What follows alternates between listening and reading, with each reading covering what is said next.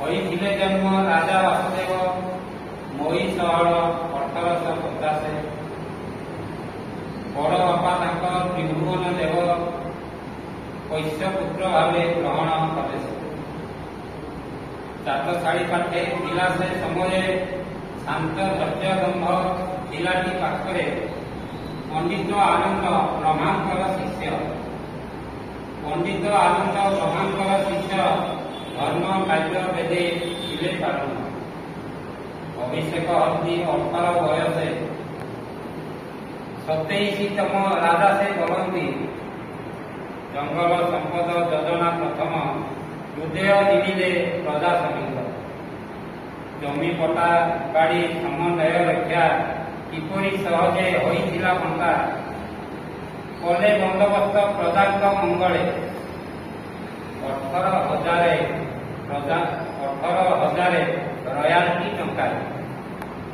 प्राथमिक शिक्षा पड़ा नजर 28टी केन्द्र हेला प्रदेश। उच्च शिक्षा देवगढ़ ठारे 1882 मसीह नाम राजा वासुदेव। ईश्वर चंद्र और बाबू आशुतोष उपदेश देले राजा को अशेष।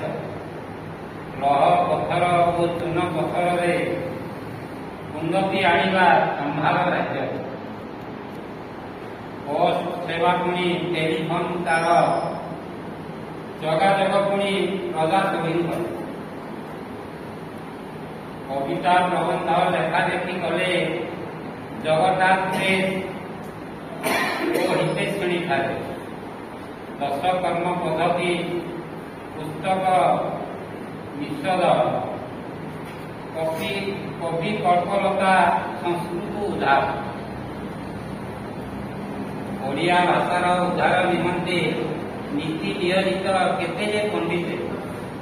राधानाथ राय, फकीर मोहन, गंगाधर बेहे आहरी अनेक।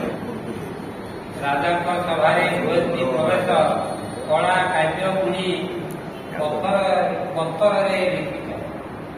शिशु विवाहित आहरी प्रथा निषिद्ध करती सभारे सभी।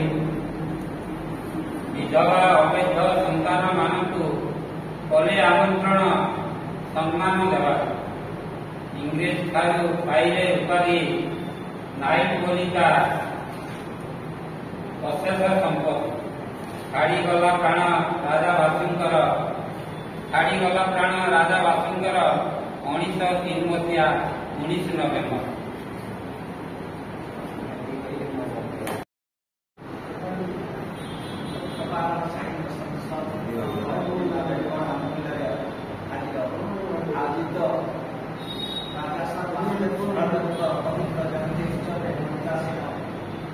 सभापति संपादक अतिथिवृंद तथा पूर्वीय समस्त साहित्य सभावृंद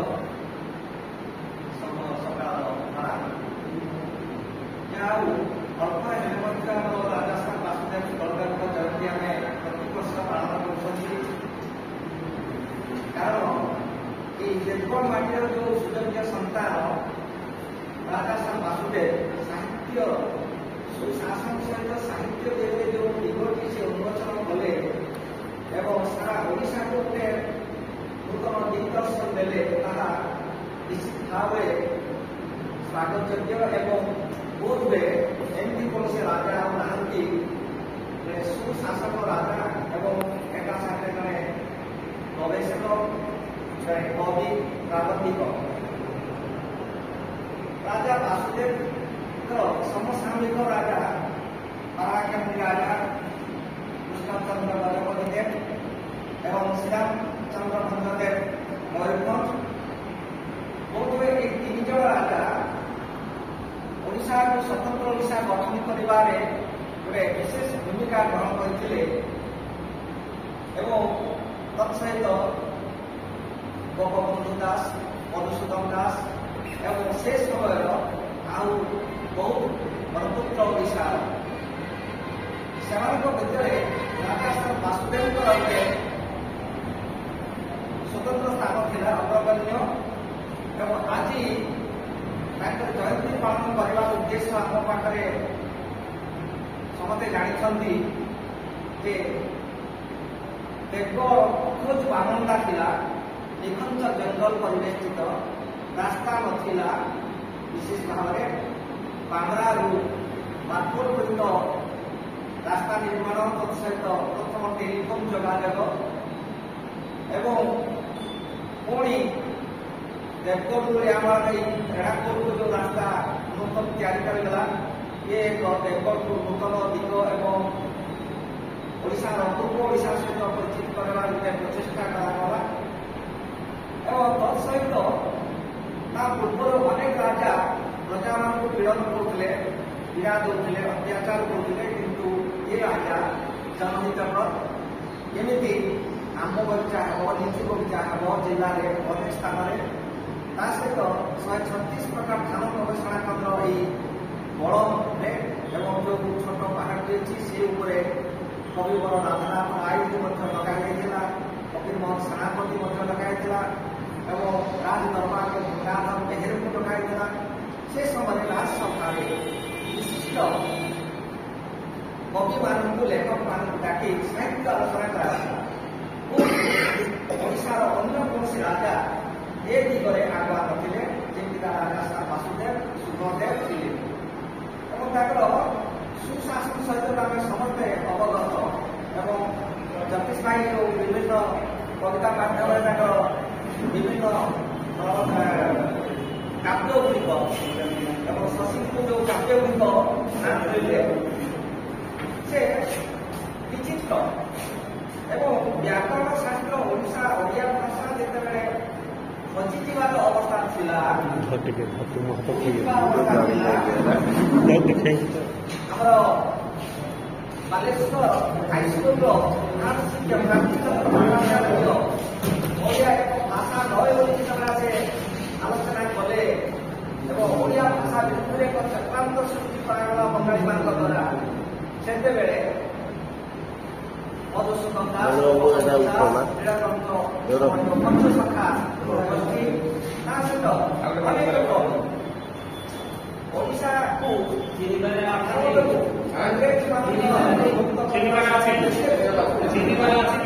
ଏବଂ ଓଡ଼ିଶାକୁ ଏକ ସ୍ୱତନ୍ତ୍ର ରାଜ୍ୟ ଗଠନ କରିବା ମଧ୍ୟ ସେମିତି ଗୁରୁତ୍ୱପୂର୍ଣ୍ଣ ହେଲା। ଏବଂ ଏହି ମହାପୁରୁଷମାନଙ୍କ ପ୍ରଚେଷ୍ଟାରେ 1936 ଏପ୍ରିଲ 1 ତାରିଖରେ ଆମର ଓଡ଼ିଶା ଏକ ସ୍ୱତନ୍ତ୍ର ରାଜ୍ୟ ଗଠିତ ହେଲା ଏବଂ ସେଇଠି ଦୁଃଖ ରହିଗଲା ଯେ ଆଜି ମଧ୍ୟ ଝାଡ଼ଖଣ୍ଡରେ, ଆନ୍ଧ୍ରରେ ଏବଂ ଆମର କୌଣସି ରାଜ୍ୟମାନଙ୍କର ଅନେକ ଓଡ଼ିଆ ଭାଷାଭାଷୀ ଅଞ୍ଚଳ ରହିଗଲା, ଯେଉଁମାନେ କେବେ ବି କ୍ଷୋଭ ପ୍ରକାଶ କରନ୍ତି ଆମେ ଓଡ଼ିଆ ହୋଇ ମଧ୍ୟ ଓଡ଼ିଶାରେ ମିଶି ପାରିବୁ ନାହିଁ। ଯାହା ହଉ ଇଂରେଜମାନଙ୍କ ଚକ୍ରାନ୍ତ ଦ୍ୱାରା ଅନେକ ଖଣ୍ଡ ବିଭକ୍ତିକ ଭାବେ ରହିଗଲେ ଏବଂ ଏଇଥିରେ ବିଶେଷ କରି ପିଲାମାନଙ୍କର ଅଧ୍ୟୟନ ପରିଚୟ ପାଇଁ ରାଓ ଯେତେବେଳେ ବର୍ଣ୍ଣପଦ ରଚନା କଲେ ଏବଂ ଓଡ଼ିଆ କଲେ ଏବଂ ଫକୀରମୋହନ ସେନାପତି ଗଳ୍ପ ମାଧ୍ୟମରେ ନୂତନ ଦିଗ ସୃଷ୍ଟି କଲେ। ଗୋପବନ୍ଧୁ ଦାସ କାରା କବିତା ଇତ୍ୟାଦି କବିତା ମାଧ୍ୟମରେ ସେ ସଚେତନ କରାଇଲେ ଏବଂ ମଧୁସୂଦନ ଦାସ ଉତ୍କଳର ଉକ୍ତି ସେ ଯେଉଁ ଆଲୋଚନା କରିଥିଲେ, ଉଠରେ ଉଠରେ ଉତ୍କଳ ସଂଗ୍ରାମ ଦେଖେଇଥିଲେ, ସେ ସମୟରେ ଆମ ଦେବଗଡ଼ର ରାଜା ସାର ବାସୁଦେବ ସୁବ୍ରଦେବ ପିଲାମାନଙ୍କ ପାଇଁ ବ୍ୟାକରଣ ରଚନା କଲେ। ସେ ଅନୁମାନ କରିଥିଲେ ଯେ ଓଡ଼ିଆ ଭାଷାକୁ ବଞ୍ଚେଇବା ଗୋଟିଏ ଉପାୟ, ଓଡ଼ିଆ ଭାଷା ସମସ୍ତେ କହିବେ, ପଢ଼ିବେ, ଲେଖିବେ ଏବଂ ଶୁଦ୍ଧ ବ୍ୟାକରଣ ସହିତ ସେ ଏଗୁଡ଼ିକ ରଚନା କରିବେ। ତେଣୁ ରାଜା ସାର ବାସୁଦେବଙ୍କ ଅଳଙ୍କାର ବୋଧୋଦୟ ଯେଉଁ ବ୍ୟାକରଣ କାବ୍ୟଟି, ବ୍ୟାକରଣ ପୁସ୍ତକଟି ବହୁତ ଉପାଦେୟ। ଏମିତି ଏକ ରାଜା ଯିଏକି ଲୋକହିତକର କାମ ପାଇଁ ସେ ନୂତନ ଭିତ୍ତିସ୍ତମ୍ଭ ପ୍ରତିଷ୍ଠା କଲେ ଏବଂ ଦେବଗଡ଼କୁ ସାରା ଓଡ଼ିଶାରେ ଅନ୍ୟ ରାଜ୍ୟମାନଙ୍କରେ ପ୍ରତିଷ୍ଠିତ କରାଇଲେ ଏବଂ ସ୍ୱତନ୍ତ୍ର ଉତ୍କଳ ସମ୍ମିଳନୀ ଯେତେବେଳେ ଗଠନ ହେଇଥିଲା, ପ୍ରଥମେ ଗଞ୍ଜାମରେ ହେବାର ଥିଲା ଛୋଟ ଆକାରରେ ଏବଂ ମଧୁବାବୁଙ୍କ ପ୍ରଚେଷ୍ଟାରେ ଉତ୍କଳ ସମୟରେ ନେଇ ପରିବାର ଥିଲା 1903 ମସିହାରେ ସେତେବେଳେ ଦୁର୍ଭାଗ୍ୟ କୁହାଯାଇପାରେ ରାଜା ସାର୍ ବାସୁଦେବ ସୁନ୍ଦରଦେବ ନଭେମ୍ବର ମାସରେ ସେ ଉତ୍କଳ ସମ୍ମିଳନୀ ପୂର୍ବରୁ ଅବ୍ୟବହିତ ପୂର୍ବରୁ ତାଙ୍କ ମୃତ୍ୟୁ ଘଟିଥିଲା ଯାହାକି ଏକ ଅମୂଲ୍ୟ କ୍ଷତି। ଏମିତି ରାଜା ଅଳ୍ପ ପାଠ ପଢ଼ି ସୁଦ୍ଧା ସଂସ୍କୃତ ଭାଷା ଓଡ଼ିଆ ଭାଷାରେ ପାରଦର୍ଶୀ ସେତେବେଳେ ଆମେ କହୁ ଯେ ବୟସ 16-5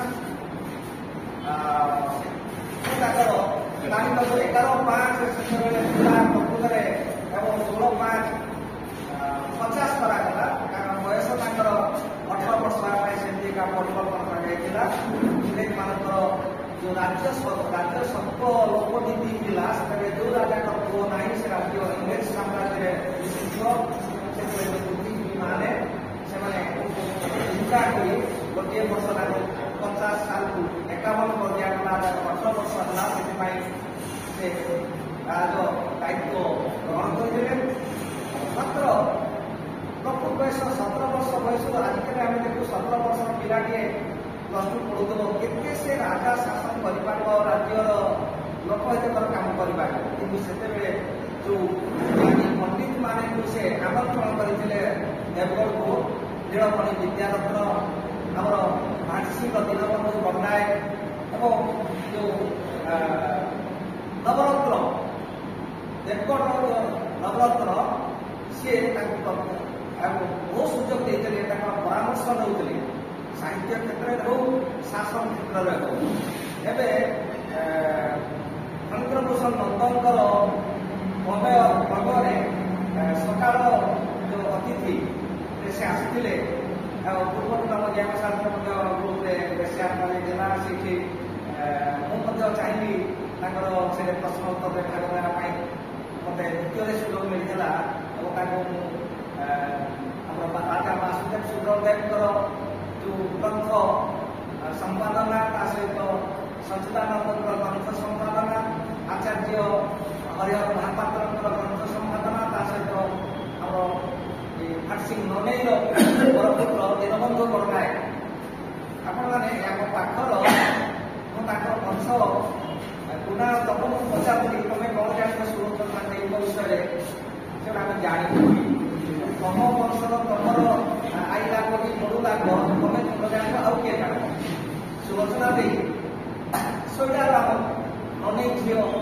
ସେ ଦୀନବନ୍ଧୁ ପଟ୍ଟନାୟକର ସେ ଝିଅ ଥିଲେ ଏବଂ ବାପ ଝିଅ ମୁଁ ସେ ବୈଜ୍ଞାନିକ ପୁସ୍ତକରୁ ପଢ଼ୁଥିଲି ଆଲୋଚନା କରୁଥିଲି ଆଜ୍ଞାଙ୍କ ସହିତ ଯେ ଇଏ ଏମିତି କେମିତି ହେଲା।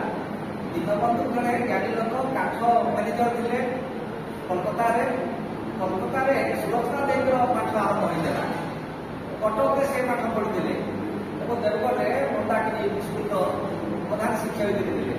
ସେ ସମୟରେ ସେ ବୋଧେ ଦେବଗଡ଼ ପ୍ରଥମ ନାରୀ କବି ଦେବଗଡ଼ ପ୍ରଥମ ନାରୀ କବି ତାଙ୍କର ଗ୍ରନ୍ଥ ଆପଣମାନେ ଦେଖିଛନ୍ତି ମଧ୍ୟ।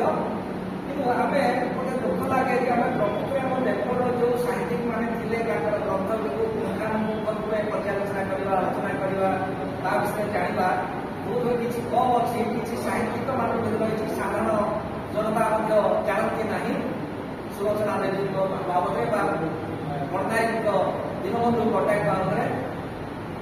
ତେଣୁ ଏଗୁଡ଼ିକ ବହୁତ ଉପାଦେୟ ଗ୍ରନ୍ଥ ଆସିବା ସମ୍ଭବ ଏଇମାନେ ଏତେ ସାହିତ୍ୟିକ ସୃଷ୍ଟି ହେବାର କାରଣ ମୁଁ ଭାବୁଛି ଯେତେ ଜ୍ଞାନୀ ଗୁଣୀ ଥିଲେ ସାରା ଓଡ଼ିଶାରେ ବାଙ୍କିରୁ ପୁରୀରୁ ସବୁ ଶିକ୍ଷକମାନଙ୍କୁ ଆଣିକି ରାଜା ବାସୁଦେବ ହାଇସ୍କୁଲରେ ଶିକ୍ଷକ କରିବା ପାଇଁ ଦେଉଥିଲେ ଏବଂ ସେମାନଙ୍କ ସହିତ ବିଶେଷ ସାହିତ୍ୟ ଆଲୋଚନା କରାଯାଉଥିଲା ଶାସନ ଆଲୋଚନା କରାଯାଉଥିଲା। ଏଇଟା ବଡ଼ କଥା।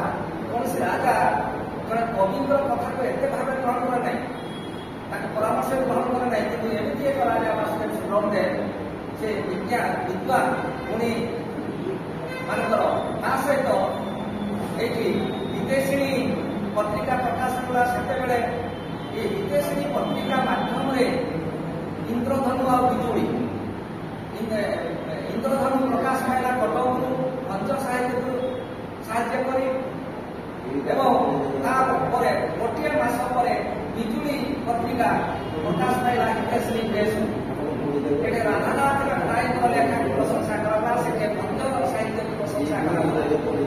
ଏଇ ଯୋଉ ସାହିତ୍ୟର ଆଲୋଚନା ପର୍ଯ୍ୟାଲୋଚନା କରାଗଲା, ଗୋଟେ ଜିନିଷକୁ ଯେତେବେଳେ ଆମେ ବାରମ୍ବାର ଅତି ଚାକିରି କରୁ ସେଇଟା ନିର୍ଯାସଟା ବାହାରେ, ସେଇଟା ବାହାରୁଥିଲା ଯେ ଭଞ୍ଜ ସାହିତ୍ୟରେ କ'ଣ ଅଛି, ରାଧାନାଥ ସାହିତ୍ୟରେ କ'ଣ ଅଛି। ଏମିତି ସାହିତ୍ୟର ଯୋଉ ଆଲୋଚନା ଆଲୋଡ଼ନ ସୃଷ୍ଟି ହେଲା, ସାର୍ ଓଡ଼ିଶାରେ ବିଭିନ୍ନ କବିମାନଙ୍କୁ ଲେଖକମାନଙ୍କୁ ଆଉ ଟିକେ ପ୍ରୟାସ ଯୋଗାଇଲା କି ସାର୍ ବାସୁଦେବଙ୍କର ବିଦେଶୀ ପ୍ରେସ୍ ଏବଂ ବିଜୁଳି ତା ସହିତ ଅନେକ ପତ୍ରିକା ମଧ୍ୟ ତାର ଅନେକ ଫୋନ୍ ମାଧ୍ୟମରେ ମୋତେ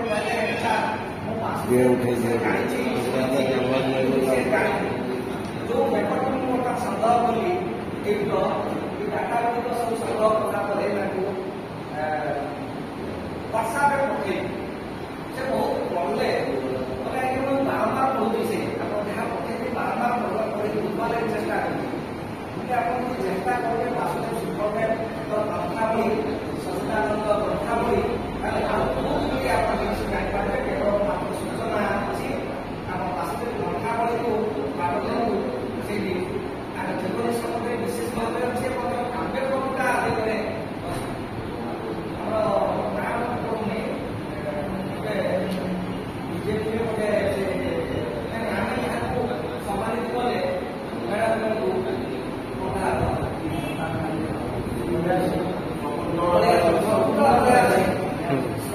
ବୟାସିଂଙ୍କ ଟଙ୍କା ଏଇ କଥା ଜାଣିବାକୁ ଚେଷ୍ଟା କର। ମୁଁ ତାକୁ କହିଲି ଶକୁନ୍ତଳା ବୟାସିଂ କ'ଣ ଜାଣିଛନ୍ତି କି? ହଁ ଜାଣି ସେ ବହୁତ ଖୁସି ହେଲେ, ଠିକ୍ ଅଛି ମୁଁ ଶକୁନ୍ତଳା ସହିତ କଥା ହେଲେ ତା ପୂର୍ବରୁ ଆପଣ ବାସୁଦେବ ଟଙ୍କା ବି ସଂଗ୍ରହ କରିକି ତାଙ୍କର ବହୁତ ଆମ ଜାଣିବାକୁ ଆଗ୍ରହ ଅଛି। ଆପଣ ତା ପାଇଁ ରାଜା ସୁଶାସନ ଏବଂ ତା କାର୍ଯ୍ୟ କବିତା ସମ୍ବନ୍ଧରେ ଇଏ ଏକ ଅଲୌକିକ ଘଟଣା କରାଯାଇପାରେ ଆମ ଦେଶ ପାଇଁ, ଯେ ସେ ସବୁ ସୁଶାସନ ପାଇଁ ଆଜି କିଛି ଅବସରରେ ଆମେ କିଛି କବି ଲେଖକ ସୃଷ୍ଟି ହେଇପାରିଛନ୍ତି, ସାହିତ୍ୟକୁ ବଞ୍ଚାଇବା ପାଇଁ ଚେଷ୍ଟା କରୁଛନ୍ତି। ନିଶ୍ଚିତ ଧନ୍ୟବାଦ ଦେବି ଏବଂ ତାଙ୍କ ପାଇଁ ମୁଁ ଗୋଟେ କବିତା ଲେଖିଛି, ସେ କବିତାଟି ପାଠ କରୁଛି।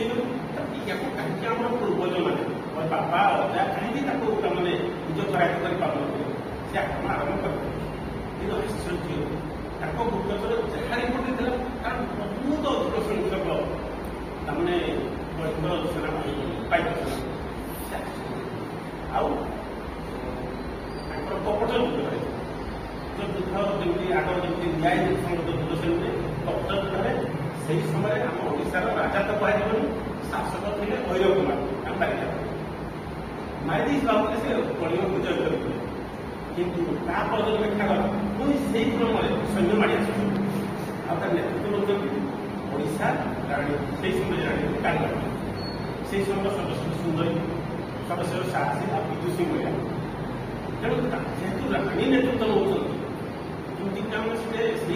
महिला बाहिनी भी ଯୋଗ ଦେଇଥିବା ପ୍ରମାଣମାନ ଆସିଛି ଆମେ କଳିଗଲ ତେଣୁ ଅସ୍ତ କୌଣସି ପୁଣି ସମ୍ଭାବନା ଦେଖିପାରିଲେ ପରବର୍ତ୍ତୀ ସମୟରେ ପୁଣି କପଡ଼ା ରାଣୀକୁ ବନ୍ଦୀ କରି ଦିଆଗଲା ଆଉ ରାଣୀ ବନ୍ଦୀରେ ତାଙ୍କ ବେକରେ ଥଣ୍ଡା ଲଗାଇ ଦିଆଗଲା ଲକ୍ଷ୍ୟ ସୈନ୍ୟକୁ ଶିକ୍ଷା ମାରି ଦିଆଗଲା ଯେଉଁ ରକ୍ତ ତାମାନେ ଆମର ଦୟାଗତି ଲାଲ ହେଇଗଲା ସେ ହେତୁ ରାଣୀ ରାଜା ନିଜେ ତାମାନେ ଦେଶ ପାଇଁ ଜୀବନ ଦାୟକ କରୁଥିଲେ ତେଣୁ ପ୍ରତ୍ୟେକଟି ନାଗରିକ ପ୍ରତ୍ୟେକଟି ପ୍ରଜା ଦେଶ ପାଇଁ ଜୀବନ ଦଉଥିଲେ ତେଣୁ କଳିଙ୍ଗ ଦିନ ଶକ୍ତିଶାଳୀ ଠିକ୍ ସେଇଭଳି ଦେବମାନେ ରାଜା ଯଦି ନିଜେ କରୁ ନିଜେ ଯଦି ସାହିତ୍ୟ ପ୍ରେମୀ ତାହେଲେ ଆମେ କୁଆଡ଼େ ଯିବା ଆମେ ବି ସାହିତ୍ୟ ପ୍ରେମୀ ଆଶା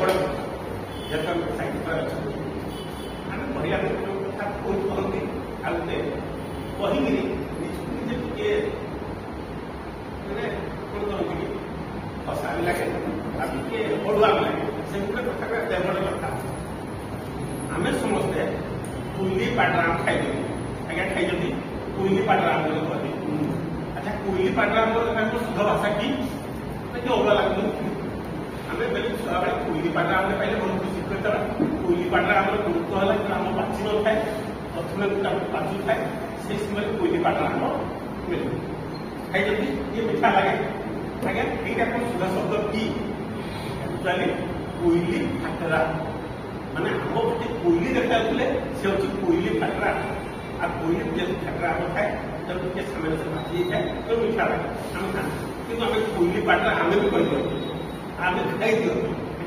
ତେଣୁ ସେମିତି କେମିତି ତାର ଅପଭ୍ରଂଶ ଶବ୍ଦକୁ ଆମେ ଯଦି ସଜାଇବା ଏଇଟା ଆମର ତାମାନେ ଦାୟିତ୍ୱ ଅଛି ଏମିତି ଯଦି ଅପଭ୍ରଂଶ କିଛି ଅଛି ତାହେଲେ ସଜାଇବା କୋଇଲି ଫାଟା କୋଇଲି ନାହିଁ କୋଇଲି ଫାଟା କୋଇଲି ହେଲା ତାକୁ ଦେଖାଏ ଆଉ କୋଇଲି ହେଲା ଯେ ଗୀତ ଗାଏ ଆଉ ସେମିତି କୋଇଲି ଗୀତ ଗାଏ ଆଚ୍ଛା କୋଇଲି ଯୋଉ ଗୀତ ଗାଏ ଦୁଇଟା ଗୀତ କୋଇଲି ଗାଏ ଏଇଟା ଜାଣନ୍ତି ନାହିଁ ମାନେ ଗୋଟେ ପୁରୁଷ କୋଇଲି ଆଉ ଗୋଟେ ହେଲା ନାରୀ ବା ସ୍ତ୍ରୀ କୋଇଲି ମାଇକ ଯୋଉଟା ସ୍ୱରଟା ଭଲ ଥାଏ ବା ଲମ୍ବା କୋଉ ସ୍ୱର ଥାଏ ସେଟା ହେଲା ପୁରୁଷ କୋଇଲି আর যেটা খুব খুব খুব কুকুড়া ধরা লোক থাকে সেটা মানে নারী বা স্ত্রী কোইলি তেণু কোইলির স্বর অনুসারে সেটা দেবে কিন্তু আমি কোইলি পাটরা নুহে একচুয়ালি ହେଲା କୋଇଲି ଫାଟରା এটা তারপরে ଆମେ ସମସ୍ତେ ଆଚ୍ଛା ତାପରେ ବଡ଼ କଥା ହେଲା ଯେହେତୁ ଆମେ ଆଜି ବାସୁଦେବଙ୍କ ଜୟନ୍ତୀରେ ଅଛନ୍ତି ଆମେ ଗର୍ବ କରୁଛୁ ଯେ ଜାଗରଟା ବହୁତ କବି ଅଛି କିନ୍ତୁ ଗୋଟେ ବଡ଼ ସମସ୍ୟା ସେ ସମସ୍ୟା ସାହିତ୍ୟିକ ହେଇଗଲା କବି ହେଇଗଲା ତେବେ ଶ୍ରୋତା କାହିଁକି ସାହିତ୍ୟ ପ୍ରେମୀ ଲୋକ କାହିଁକି ଯଦି ତାହା ଆମେ ସୃଷ୍ଟି କରିପାରୁନାହାନ୍ତି ମୁଁ ନ କରିବି ଆମେ ଯେଉଁମାନେ କିଛି ଲେଖୁଛନ୍ତି କିଛି ଗାଉଛନ୍ତି କିଛି କହୁଛନ୍ତି ମୋତେ ସେଇଠି ଆମର ବଡ଼ ଭୁଲ କାହିଁକିନା ଆକର୍ଷିତ କରିପାରୁନି ମୁଁ ଯେତିକି ଜାଣିଛି ଥରେ ପଢ଼ିଥିଲି ଆଜି ଭାରତରେ ଦ୍ୱିତୀୟ ରାଜ୍ୟର ଆସାମ ରହିଛି ତାଙ୍କର ସାହିତ୍ୟ ସଭାରେ ସବୁ ବେଶୀଙ୍କୁ ଯୋଗ ଦିଅନ୍ତି ପୁଣି ପାରମ୍ପରିକ ବେଶ ପୋଷାକ ପାରମ୍ପରିକ ବେଶ ପୋଷାକ କ୍ଷୀର ଶାଢ଼ୀ ସେମାନେ ସମସ୍ତେ ନାରୀମାନେ ପିନ୍ଧନ୍ତି ଆଉ ପୁରୁଷମାନେ ସେମିତି ରୋଷେଇ করে ସେମାନେ ପିନ୍ଧନ୍ତି ଆଉ ସେ ଚାଲନ୍ତି ଯେହେତୁ ସାହିତ୍ୟକୁ ସେମାନେ ସମ୍ମାନ ଦିଅନ୍ତି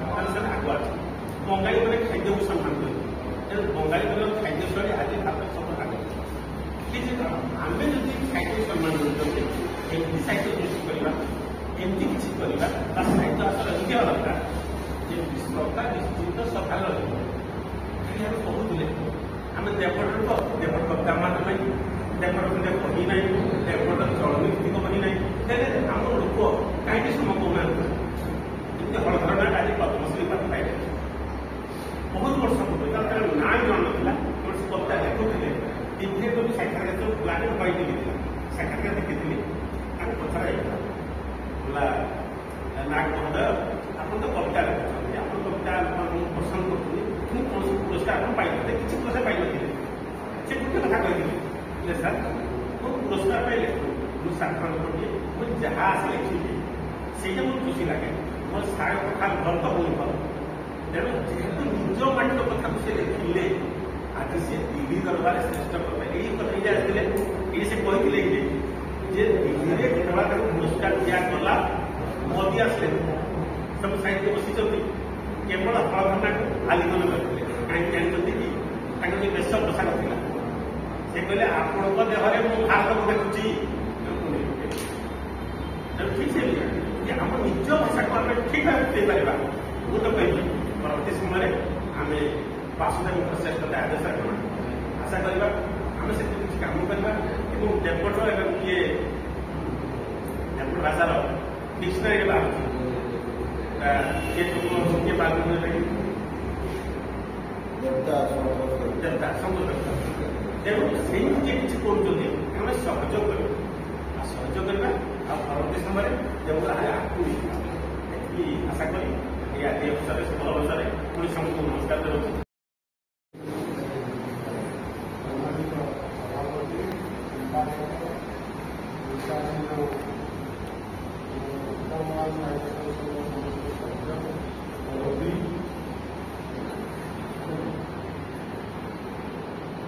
देव महान व्यक्तित्व महान व्यक्तित्व से किए मुझे जानी किंतु मुझे तो बड़े बड़ बड़े खेली जो जमी गुड़ी को आप देखा जाऊँगी केनालाई से करते वासुदेव सार वासुदेव करते 18 वर्ष सिंहासन आरोहण करते अकबर 14 वर्ष सिंहासन आरोहण करते किंतु सही समय बापा पुष्यपुत्र जो ग्रहण कले किंतु एति छोट छुआ कारण आम जो 17-18 वर्ष आम तो एत कथा जानी जिते मैं कलेज पढ़ुलु आमको गाँवली बुली आमको पछ बेंच बसुले गाँव पिला केवल आगार ही बसुला आगार सुजोग ना से समय भी लोक मैंने चिंता करते राजा चिंता करते 17 वर्ष 18 वर्ष पिला जड़े राजा है बामना को चले पार किंतु से जो वासुदेव ये मन मैंने भावे प्रकृति से किए किंतु से जड़े बड़ वैज्ञानिक से जड़े बड़ चाषी से जड़े बड़ उद्यानवी से जड़े बड़ सुसाहित्य चाषी बोले कहीं कहूँ कारण ये जो कलाजिरा नाड़ा जो बंधा से समय बांधी पानी आसूला आखिकी पानी ऊपर को जाए किंतु लोगों को कहले फायदा हुई जो क्षेत्र बुझे किंतु से पानी का ऊपर को नहीं व्यवहार करते कलाजिरा पटाड़े केड़े बड़ वैज्ञानिक की चिंता चिंताधारा बंधा जीव रंधई पानी आसो पाखापाखि 15-20 किलोमीटर पानी आसो तले केनाल जाइए भी केनाल विचित्र जोटा कि आमर लुई साई छपटे जोटा कराई तले केनाल पानी जाऊँगी तले उपरे पानी आसिक भुजाड़ी पर्यटन से पानी मानुचे चिंता केड़े बड़ व्यक्तित्व कौन चिंताधारा क्या नहीं से कले कौन लोक मान कले बर्तमान बारकोट जो ओभरब्रिज करा बंका होगा से किंतु सही समय माप दुख किसी नाला किंतु तले केना उपरे केनाल आसिक पानी पड़ूला आमर गुजाड़ी पर्यटन मारूला सेपटे असानाड़ी पर्यटन सबुआड़े केनाल बर्तमान भी केनाल अच्छी किंतु लोक मैंने निज सुविधा लगे निजे टिके लाभ पाई केनाल को चाष करे से क्षेत्र पड़े जो मैंने निजे निज स्वार्थ जो मैंने काम कले से समस्त स्वार्थ को बड़ी दे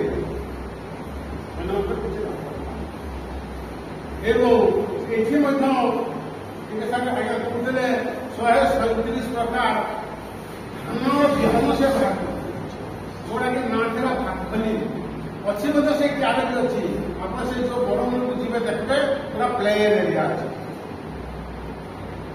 अच्छे ये गवेषणा धान होता लोक मैंने से धान विहन नहीं चाष से चाषी भी चाषी राजा वासुदेव जड़े चाषी चाषी ग्रेट फार्मर सीटा मत खुशी लगे जे केते मुंड खेल से गोटे कम कर चाषीर उन्नति ମୋ ବାମନାର ଲୋକମାନେ ଭଲ ଚାଷ କରିପାରିବେ, ସେଇ ତାକୁ ଲକ୍ଷ୍ୟ କରି ସେ ବର୍ତ୍ତମାନ ଚାଷରେ ବେଶୀ ଧ୍ୟାନ ଦେଇଥିଲେ। ଏବଂ ଯୁଆଡ଼େ ଯାଉଥିଲେ ବରମୁଣ୍ଡା ବସଷ୍ଟାଣ୍ଡରେ ଲିଚୁର ପ୍ରଭାବ ଥିଲା, ଆମେରିକାରେ ମଧ୍ୟ ଆମ୍ବର ପ୍ରଭାବ ଥିଲା। ମୁଁ ଦେଖିଥିଲି ନ୍ୟୁଜରେ ଆମ୍ବ ପଡ଼ି କଣ୍ଟାପାଲି, ବମ୍ବେରେ ଚାଲିଥିଲା। ମାମୁଁ କହିଲେ ଦେଖ, ମାମୁଁ ତ କଣ୍ଟାପାଲି ଲୋକ, ସେ ଆସି କହିଲେ ଆସ ଭଜା ଦେଖ, ମୁଁ କହିଥାଏ ମୁଁ ଯାଇଥିଲି ଟିକେ ଆମ୍ବ ଖାଇବା ପାଇଁ। ଗୋଲାପ ଜାମୁ ଆମ୍ବ ନାଁ ହେଲା ଗୋଲାପ ଜାମୁ। ଆପଣ ଶୁଣିଥିବେ ମୁଁ ଜାଣିନାହିଁ। ତାର ଟାଙ୍କୁ ତାଙ୍କର ଷ୍ଟୋନ୍ ଲେସ୍ କୁହାଯାଏ, କିନ୍ତୁ ବହୁତ ଲୋକ ପାତଳ ତାର ଟାଙ୍କୁଟା, ଯୋଉଟା ଷ୍ଟୋନ୍ କୁହାଯାଏ, ବହୁତ ଲୋକ ପାତଳ ଏବଂ ତାର ଆକାର ମଧ୍ୟ ଗୋଲାପ ଜାମୁ ପରି ଟିକେ ବିଷଦ ଟିକେ ଲୋକ ଖାଇଗଲେ। ଆଉ ଟେଷ୍ଟ କିନ୍ତୁ ଏତେ ଟିକେ ଲେଙ୍ଗଡ଼ା ପରି ହେବ ନାହିଁ, କିନ୍ତୁ ଟେଷ୍ଟ ଲାଗେ। ସେଇ ଗୋଲାପ ଜାମୁ ଆମ ଖାଇବା ସମୟରେ ସେ ମୋତେ କହିଲେ ଦେଖ ଭଞ୍ଜା ଆମ ଗାଁ ନାଁ ପଡ଼ୁଛି ବମ୍ବେରେ ରିପୋର୍ଟର ଜଣେ ପଚାରୁଥାଏ ଆମ୍ବ ପଡ଼ି ବାମନା କଣ୍ଟାପାଲି। ମୋତେ ବହୁତ ଖୁସି ଲାଗିଲା ଯେ ଆଉ ବମ୍ବେରେ ମଧ୍ୟ ଆମ କଣ୍ଟାପାଲି ନାଁ ବା ବାମନା ନାଁଟା ପଡ଼ୁଛି। ଏହା କାହାର ପ୍ରଭାବ? ସାର୍ ବାସୁଦେବ ସୁବ୍ରମଣ୍ୟମ। ସେ ଥିଲେ ବୋଲି କଣ୍ଟାପାଲିରେ ଲେଙ୍ଗଡ଼ା ଆମ୍ବ ଲଗାଇଦେଲେ। ଆଜି ଲେଙ୍ଗଡ଼ା କାଟାରେ ଆବୃତ ହେଉଛି ବାମନାର ଲେଙ୍ଗଡ଼ା ଆମ୍ବ। ଲିଚୁ ଯାরা ଆଜ୍ଞା କହୁଥିଲେ ବରମୁଣ୍ଡାରେ ଲିଚୁ କୋଉଠି ଲିଚୁ ହେଲା, ସେଇଠୁ ପୁରା ଲିଚୁ। ଏବଂ ସେ ଉଦ୍ୟାନବିଦ ହିସାବରେ ଏଠି ଆମର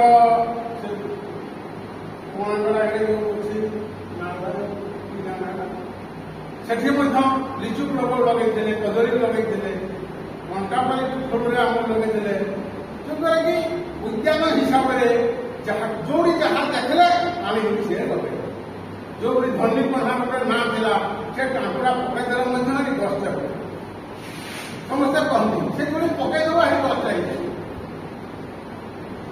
ସେହିପରି ରାଜା ଯୋଉଠି ଯାହା କରିବାକୁ ଚାହିଁବେ ତାହା ନିଶ୍ଚିତ ସଫଳ ହେବ।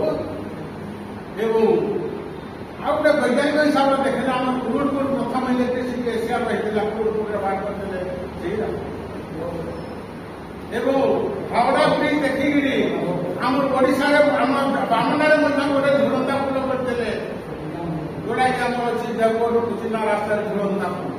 ଭେଡ଼େନ ପୋଲ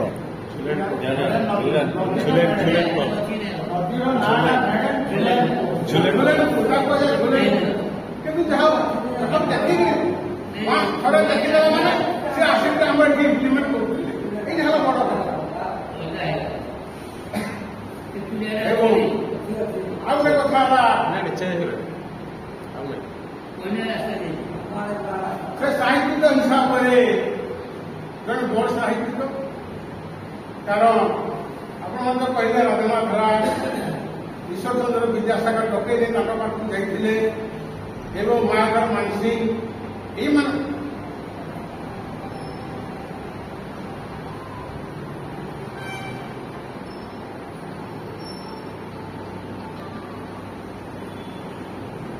ଏଇମାନେ ଆମର ଭାଷାକୁ ଦ୍ୱିଗୁଣିତ କରିଛନ୍ତି ଏବଂ ଏତାଙ୍କ ପ୍ରେରଣାରେ ଓଡ଼ିଆ ଭାଷା ବହୁତ ଉପରକୁ ଯାଇଥିଲା। ଆମେ ଆଜି ବାମନାମରେ ଗର୍ବ କରୁଛୁ, ନିଜକୁ ନିଜେ ଗର୍ବ କରୁଛୁ।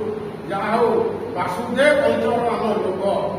ମୁଁ ଥରେ ଦିଲ୍ଲୀ ଯାଇଥିଲି, ମୋତେ ସିଟ୍ ନାହିଁ ମିଳିଲା।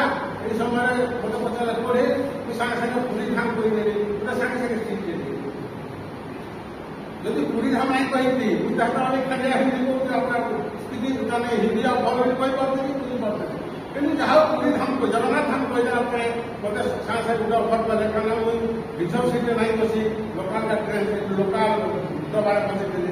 ମୋତେ ଯାହା ଗୋଟେ ସିଟ୍ରେ ଦେଲେ, କାରଣ ସେଇମାନେ ଆଗ୍ରାରୁ ଆଗ୍ରା କଥା, ଦିଲ୍ଲୀ ଆଗ୍ରା ମଝିରେ କଥା ନା, ସେଇମାନେ ଯାହା ହଉ ଜଗନ୍ନାଥ ଧାମ କହୁ କେତେ ଖୁସି।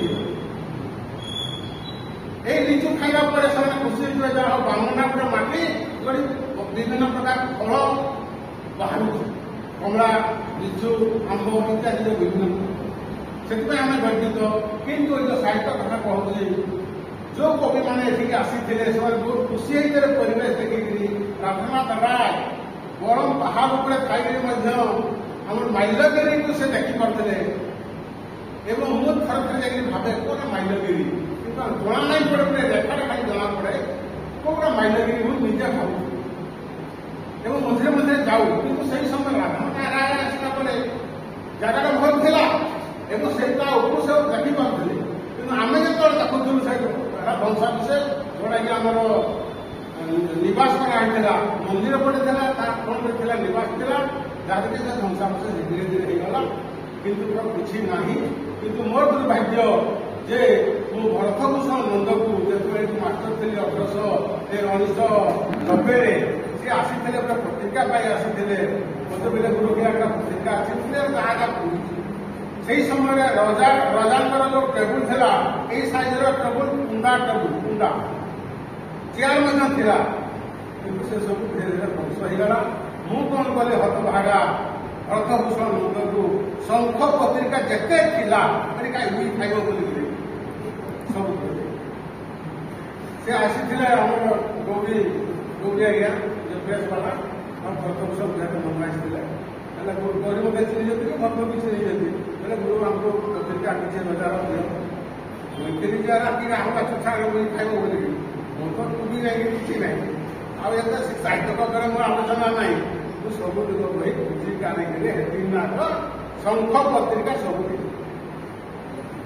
ଆଉ ସେ ଲେଖିକି ନେଲେ ଆପଣ ଯେବେ କହିଲେ ମୁଁ ଫେରେଇବି ମୋର ତ ଦରକାର ନାହିଁ ଥିଲା ଯେତେବେଳେ ଏଇ ପତ୍ରିକା ଆରମ୍ଭ ହେଲା ଆମର ସଂସଦ ଆରମ୍ଭ ହେଲା ସେଇ ସମୟରେ ମନେ ପଡ଼ିଲା ଛୁଆ ତ ପତ୍ରିକା ମାଗରେ ଭରତଭୂଷଣ ଆଉ ଚିହ୍ନ ନାହିଁ ଯଦି ଚିହ୍ନ ପତ୍ରିକା ଖେଳିବାକୁ ପଡ଼ିବ ସେ ମତେ ଚିହ୍ନ ନାହିଁ ତ ମୁଁ ଆମକୁ କିଛି ଜାଣିନି ଆଉ ଯାହା ହଉ ସେଇ ସମୟରେ ମୋର ଗୋଟେ ଉତ୍ସବ କରିଦେଇଛି ସେ ପତ୍ରିକା ସବୁ ମୁଁ ଭରତଭୂଷଣ ଦେଇଦେଇଛି ସେ ଆଜ୍ଞା ମଧ୍ୟ ତାକୁ ସବ୍ ବ୍ୟବହାର କରିଛନ୍ତି କିଛି ଖରାପ ବ୍ୟବହାର କରିନାହିଁ ନିଜର ସ୍ୱାର୍ଥ ହଉ କିନ୍ତୁ ଭଲ ବ୍ୟବହାର ଯାହା ହଉ କିନ୍ତୁ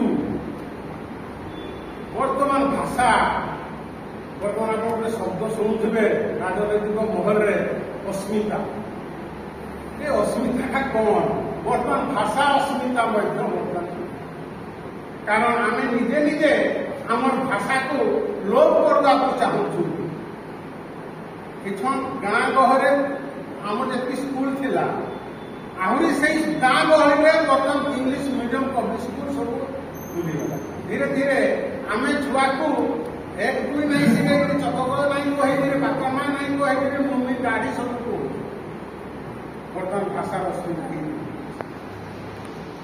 ଯଦି ଆମେ କୌଣସି ଦୋକାନକୁ ଯିବା ଗୋଟେ ହିନ୍ଦୀ ବାଲା ଅନ୍ୟ ଭାଷା ବାଲା ଗୋଟେ ଦୋକାନ ବାଲା ତା ଭାଷାରେ ସେ କଥା କହିବ ଦୋକାନ ବାଲା ଦେବ କିନ୍ତୁ ତୁମେ ଯୁବ ଗୋଟେ କୌଣସି ଦୋକାନକୁ ତାଙ୍କ ଭାଷାରେ କଥା କହି ତମ ଜିନିଷ କାହିଁକି ଆମେ ଓଡ଼ିଆ କହିବା ନାହିଁ ଆମେ ଓଡ଼ିଆ ସେତେବେଳେ ଆମେ ଓଡ଼ିଆ ବୁଝିଯାଉ ହିନ୍ଦୀ ବା ଇଂଲିଶ କହୁ କିନ୍ତୁ ଦକ୍ଷିଣ ଭାରତର ସବୁ ରାଜ୍ୟ ତମେ ଆନ୍ଧ୍ର କହ କନ୍ନଡ଼ କହ ତାମିଲ କହ କି କେରଳ ସେମାନେ ତାଙ୍କ ଭାଷାକୁ ଅନ୍ୟ ଭାଷା କହିଲେ ନାହିଁ ଆପଣ ଯୋଉ ହୋଟେଲକୁ ଯାଉ ସେମାନେ ସବୁ ପ୍ରକାର ଲୋକ ରହିବେ କିନ୍ତୁ ସେମାନେ ତାଙ୍କ ନିଜ ଭାଷା କହିବେ ଆପଣ ଆଶ୍ଚର୍ଯ୍ୟ ହେବେ ମଧ୍ୟ କନ୍ୟାକୁମାରୀ ପ୍ରତ୍ୟେକ ହୋଟେଲରେ ବା ପର୍ଯ୍ୟଟନ ସ୍ଥଳୀରେ ନିଶ୍ଚୟ ଓଡ଼ିଆ ଲୋକ ତୁମେ ଯୋଉ ଓଡ଼ିଆ କହିବ ସେ ସାଙ୍ଗେ ଓଡ଼ିଆ ଲୋକ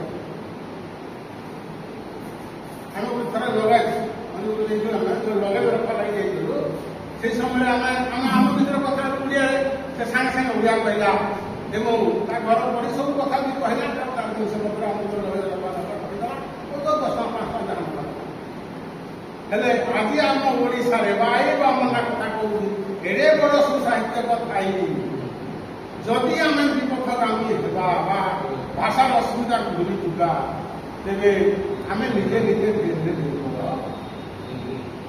ଅତେ ଧନ୍ୟ ରାଜା ବାସୁଦେବ ସାର୍ ଉପାଧି ପାଇଥିଲେ କାରଣ ସାର୍ ଉପାଧି କିଏ ପାଏ କିଏ ଡକ୍ଟର ଉପାଧି ପାଏ କିଏ କେସିଆଇ ଉପାଧି ପାଏ ଇଏ ହେଲେ କେସିଆଇ ନାଇଟ୍ କମାଣ୍ଡର ଇଣ୍ଡିଆନ୍ ଏମ୍ପାୟର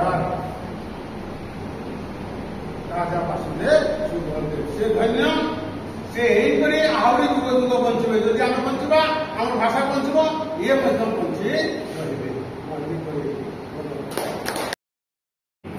କାରଣ ଅବସରରେ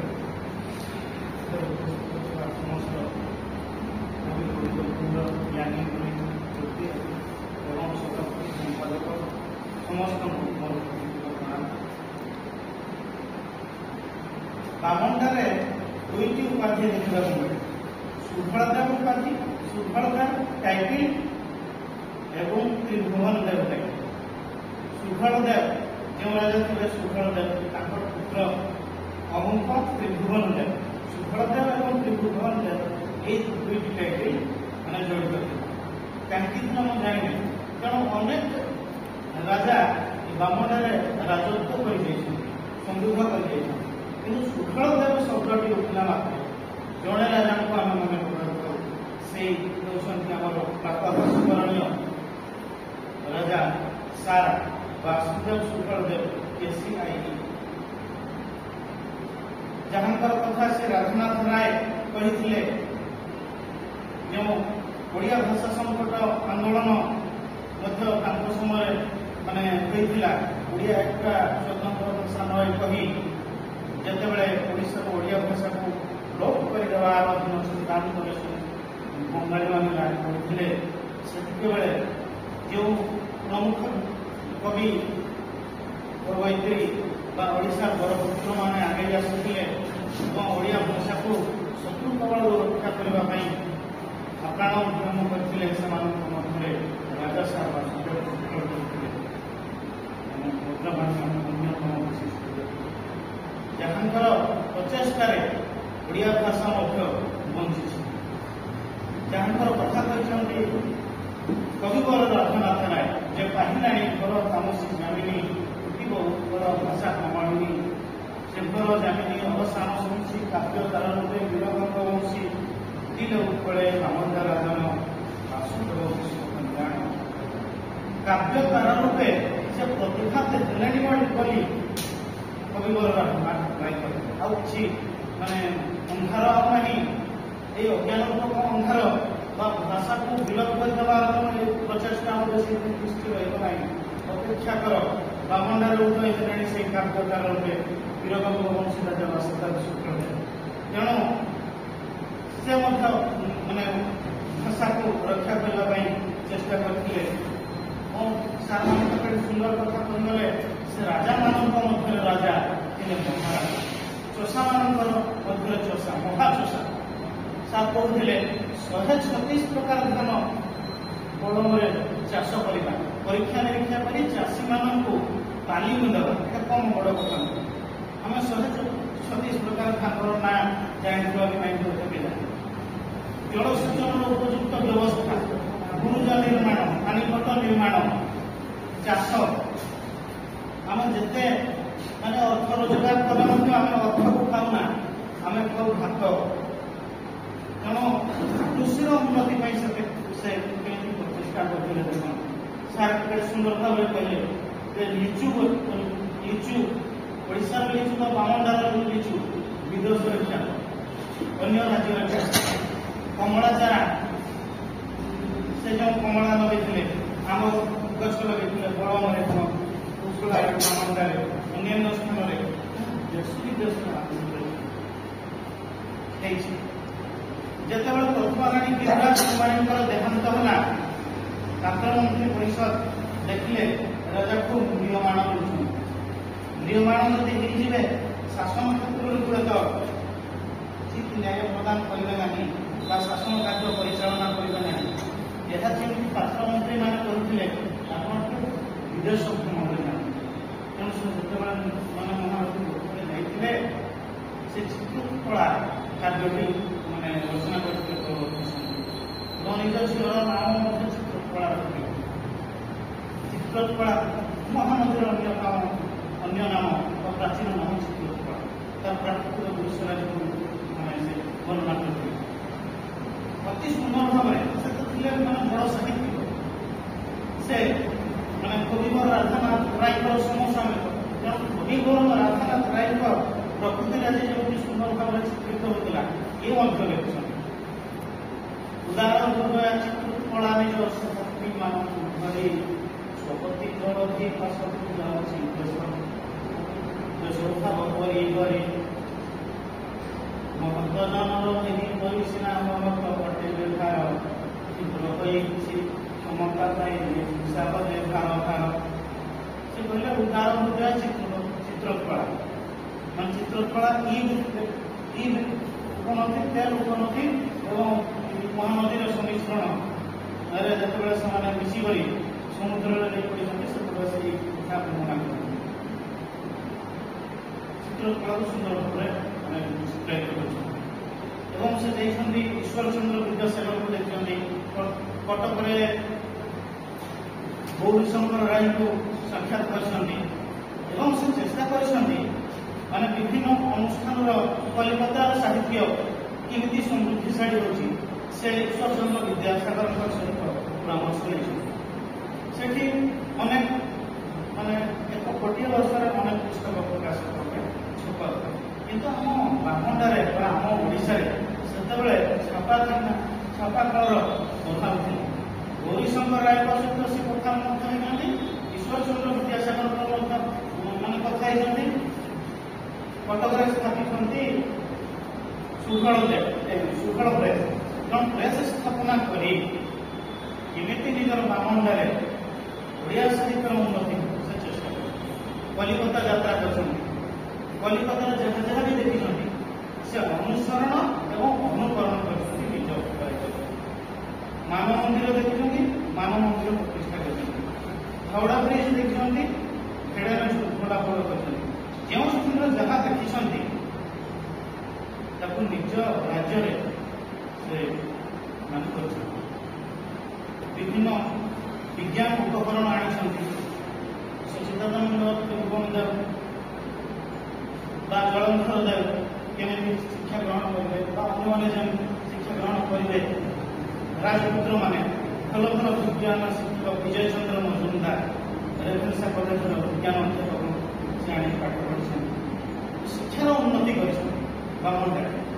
ନାରୀ ଶିକ୍ଷାର ଉନ୍ନତି ମଧ୍ୟ କରିଛନ୍ତି। ନାରୀ ହେଲେ ପାଠୀ ଦେଶ ଯିବ ଆଗେ, ସେଇ କଥାକୁ ସେ ଦୁର୍ବଳ କରିଛନ୍ତି। ଯେଉଁ କୁଶ୍ଚିତ କୁସଂସ୍କାର ଥିଲା, କୁସଂସ୍କାର ମାନେ ଦୂରୀଭୂତ ହେବ, ବାଲ୍ୟ ବିବାହ କଥା ଦୂରୀଭୂତ ହେବ, ସତୀଦାହ କଥା ଦୂରୀଭୂତ ହେବ, ସେସବୁ ଦୂରୀଭୂତ କରିବା ପାଇଁ ସେ ମାନେ ଚେଷ୍ଟା କରିଛନ୍ତି।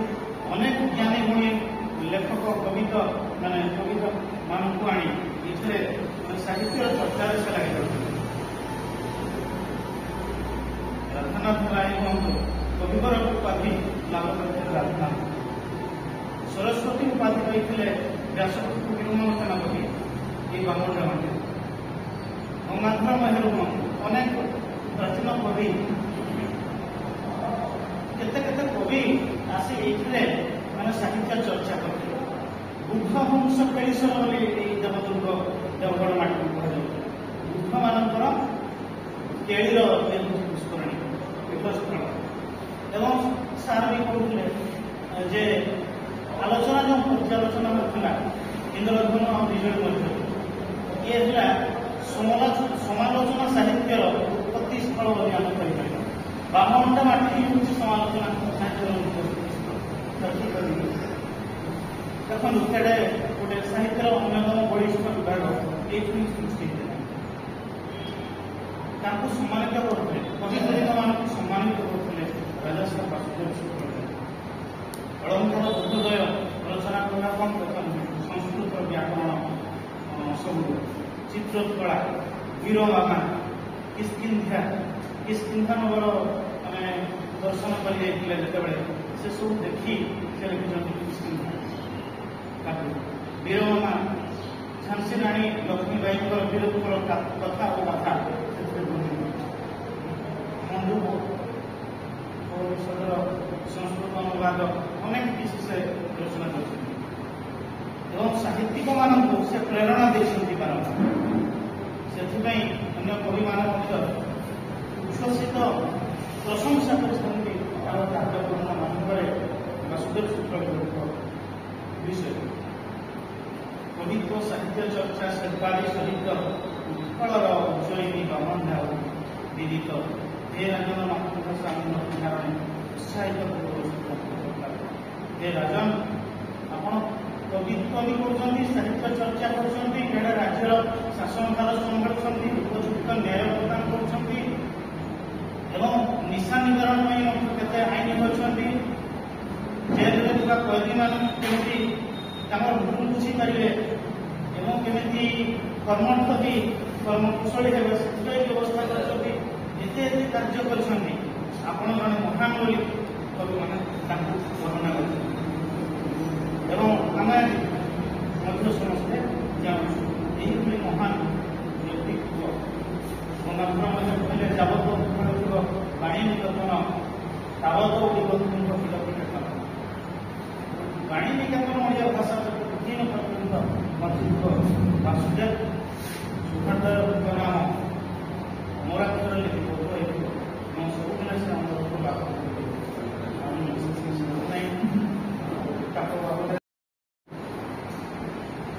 हे राजन बुद्धवंश केशरे पुण्य महीयान प्राकृतिक सुषमार छड़ी हसी उठे एवंगा गाई उठे जय गान हे राजन बुद्धवंश केशरे पुण्य महीयान अखोज ब्रह्मांड मध्य तुम्हें प्रज्ञान आलोक वर्तिका मातृभाषार रक्षण प्रजाजन दुख हरण तुम यशगान करे पुराण हे महामहिम सारस्वत मध्य तुम्हें ताराडुए चिरधीमान हे महामहिम कटकरे सुफल प्रेस बामंडारे जगन्नाथ बल्लभ प्रेस स्थापना साहित्य सर्जना कवि पंडितଙ୍କୁ सम्मान तुम सारस्वत पृष्ठपोषकतार निदर्शन राजकुमार उच्च विद्यालय शिक्षा चेतना गौरवाबह गाथा करुछि वर्णना गौरवाबह गाथा करुछि वर्णना हे महाराजा वासुदेव स्वतंत्र उत्कल प्रदेश गठନରେ ତୁମେ ବଳିୟାନ ତୁମ ଗୁଣ ଜ୍ଞାନ ଯଶ କୀର୍ତ୍ତି ସଂଗ୍ରାମତା ସ୍ୱାଭିମାନ ଅଟେ ଅନୁପମ ମୁନିଜନଙ୍କ ଗୁଣ ଚିହ୍ନି କରୁଥିଲ ସାଦର ସମ୍ମାନ कला स्थापत्य साहित्य विज्ञान कृषि शिक्षा स्वास्थ्य गमनागमन तुम आगमने उन्नति साधन टीवी विध्वंसी साहित्य आकाशे उदितिल होई काव्य रवि उत्कल भाषा कमाणी प्रस्फुटित देखि तुम तारुण्यर छवि हे महानायक अवतरिया स्वर्गपूर्वाणी देख केमिति जीर्ण शीर्ण तुम कीर्तिमान कर आशीर्वाद खुशी उठू एवं अंडा देवदुर्ग विश्वभावन गौरवर गाथा गाऊ समग्र भुवन गौरवर गाथा गाऊ समग्र ଚଳାଚଳ ଗୀତ ମନ୍ଦିର ଚଳାଚଳ ପ୍ରଶଂସାରେ ଧର୍ମ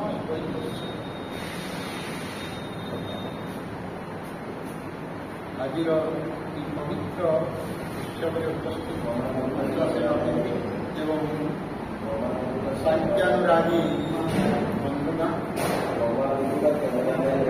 ଆଜି ଯେଉଁ ପୁଣ୍ୟାତ୍ମାଙ୍କର ଆମେ ଜନ୍ମ ଜୟନ୍ତୀ ପାଳନ କରିଛନ୍ତି ସର୍ବପ୍ରଥମେ ଶ୍ରୀ ଭଗବନ୍ତୀୟ ଦିବ୍ୟ ପୁରୁଷ ନରୋତ୍ତମ ରାଜର୍ଷି ବାସୁଦେବ ସିଂହଦେବଙ୍କର ଚରଣ କମଳରେ ମୋର ପ୍ରଣାମ ଜଣାଉଛି। ମୁଁ ଆମ ଆଲୋଚନାକୁ ନେଉନାହିଁ ବାସୁଦେବ କ'ଣ କରିଗଲେ, କ'ଣ କରିଛନ୍ତି, ବାଣଟାକୁ କ'ଣ କରିଥିଲେ। ଖାଲି ଗୋଟିଏ ପଂକ୍ତିରେ କହିବି ଯେ ମାଧବ ମାନସିଂ ତାଙ୍କର ଏଇ ଯେଉଁ ବାବୁଟା ଆମର ସଂକଳିତ ହେଇଛି ବାସୁଦେବଙ୍କ ଗ୍ରନ୍ଥାବଳୀ, ସେ ତାଙ୍କ ଅଭିମତରେ ଦେଇଛନ୍ତି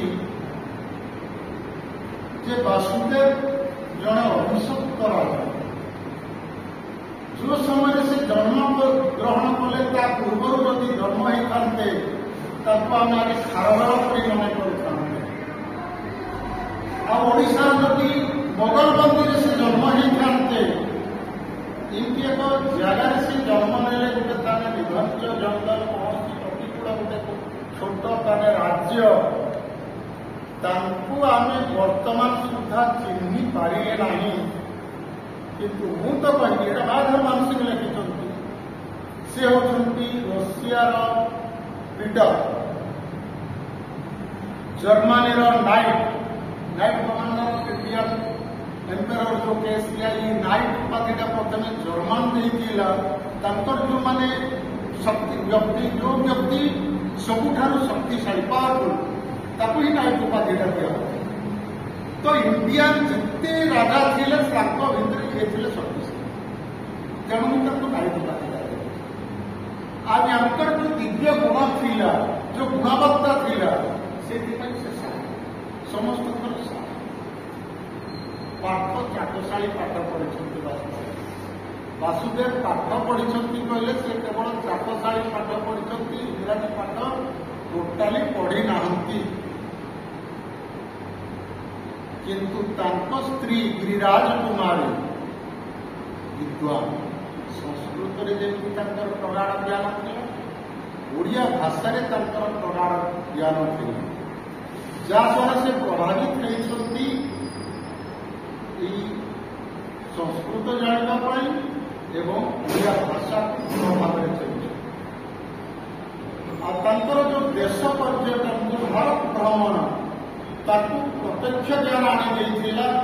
ଆଉ ପ୍ରତ୍ୟକ୍ଷ ଜ୍ଞାନଟା ଖାଲି ଆହରଣ କଲେ କିଛି ଆମର ଲାଭ ନାହିଁ, ତାକୁ ଯଦି ବ୍ୟବହାର କରାନଯାଏ। ଜ୍ଞାନ ଆହରଣ ପରିଭ୍ରମଣରେ ଜ୍ଞାନ ଆହରଣ ଅଛି, ଅନେକ ଜାଗା ଯଦି ଆମେ ବୁଲିବା ବହୁତ ଜ୍ଞାନ ନିଶ୍ଚୟ ପାଇବା, କିନ୍ତୁ ସେଇ ଜ୍ଞାନଟାକୁ ସିଏ ତାଙ୍କର ଏଠି ପ୍ରୟୋଗଶାଳା କରିଦେଇଛି। ସିଆଡ଼କୁ ମୁଁ ଆଉ ବେଶୀ ଯାଉନାହିଁ।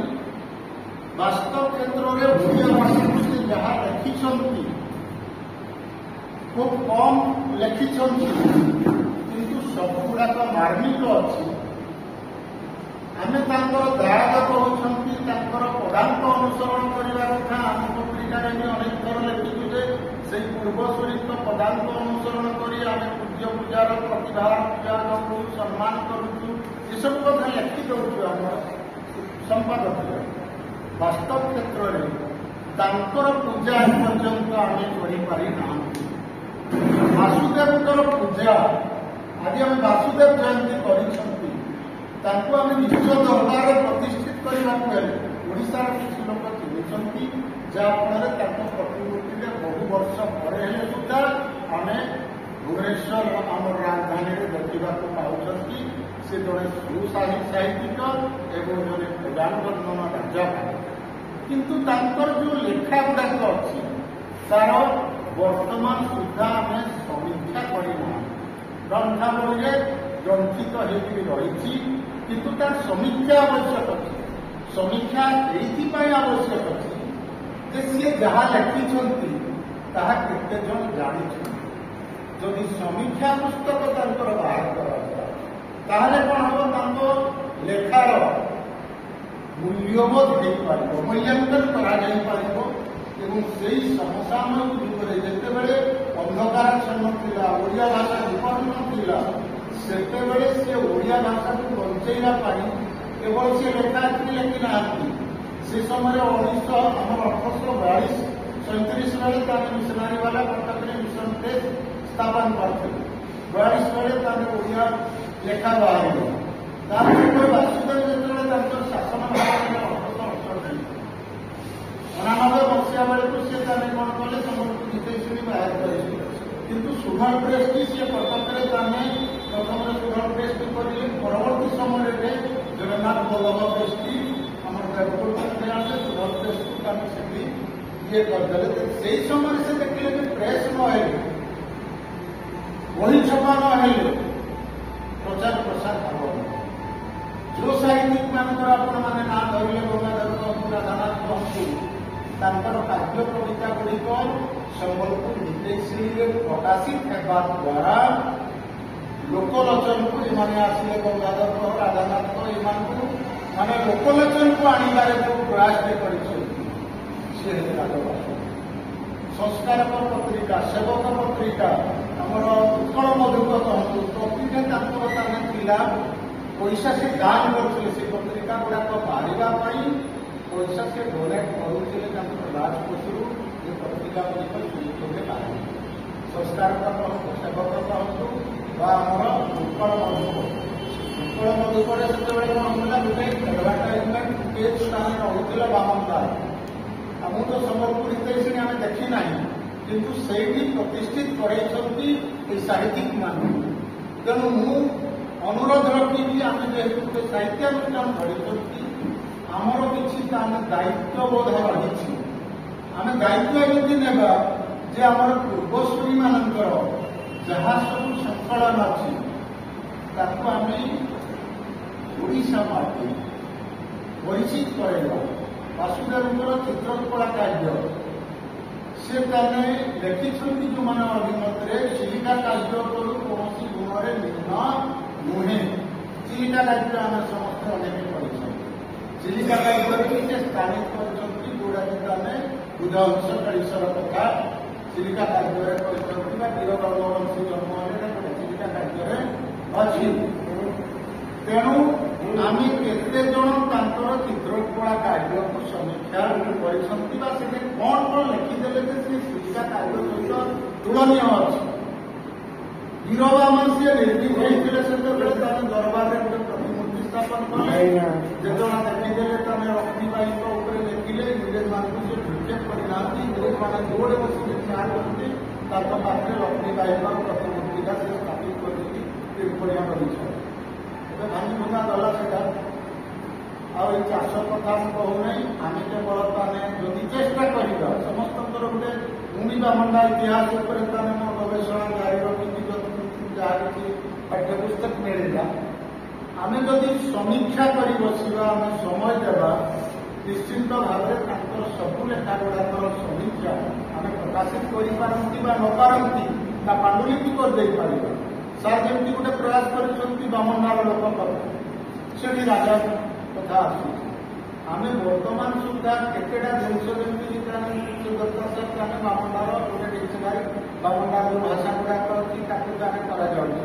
ମୁଁ ସେଇଟା ଉପରେ କ୍ଷୋଭ ପ୍ରକାଶ କରିଥିଲି। ବାସ୍ତବରେ କଥା ବହୁଦିନ ତଳା ଏଇଟା ଜଣେଇ ଦେବା ପାଇଁ ଚାହୁଁଛି ଯେ ଆକ୍ଚୁଆଲ ତାମାନେ ଯୋଗେଶ୍ୱର ଦଳବେହେରାଙ୍କୁ ଏଇ ଦାୟିତ୍ୱଟା ଦିଆହେଲା ହେଲା।